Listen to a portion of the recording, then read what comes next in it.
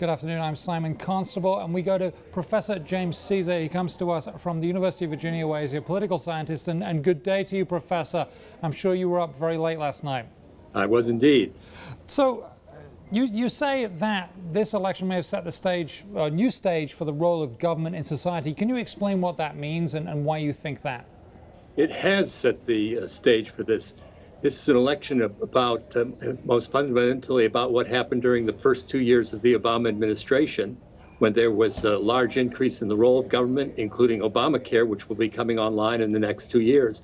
By winning the election, Obama secured and consolidated that change. Had Romney won the election, he promised to have done away with Obamacare and to have brought the government back to the levels of pre-2008. And you liken this to the New Deal or the Great Society as two big changes in how the U.S. operated. Is it as permanent as those things?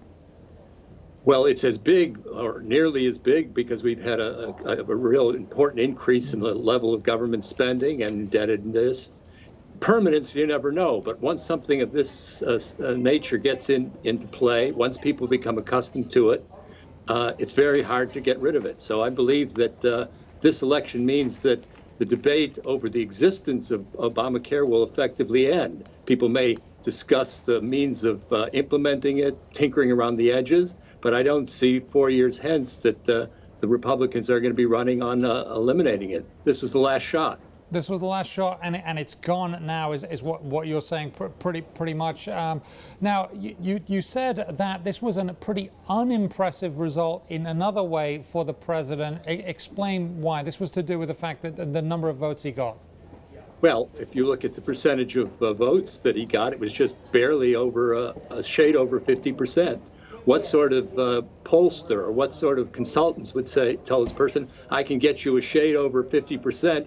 Would you say that's great? Everyone aims for something higher. In addition, he's the first incumbent to have lost support between his first and second election in terms of the share of the vote he had. So from that point of view, it's an unimpressive victory.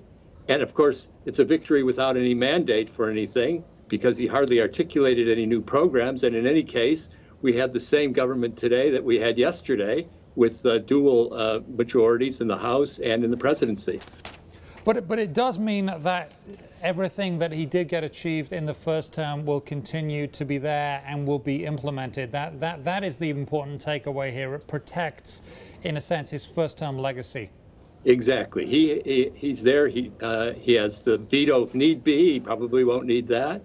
And he's there to protect it. This is what his presidency, or the most important thing of what his presidency is about. Now, as to what he'll do in the next 4 years, that's open. That's a matter of prophecy, and false prophecy is a dangerous thing. Now you said you were pressed that pretty much every state that was seen as a battleground state seems to have gone in his direction, right? That's the kind of counterpoint to the idea that it was unimpressive. You had to be impressed last night to see as every one of the battleground states fell one after another into Obama's category, Obama's camp. Who would have expected that?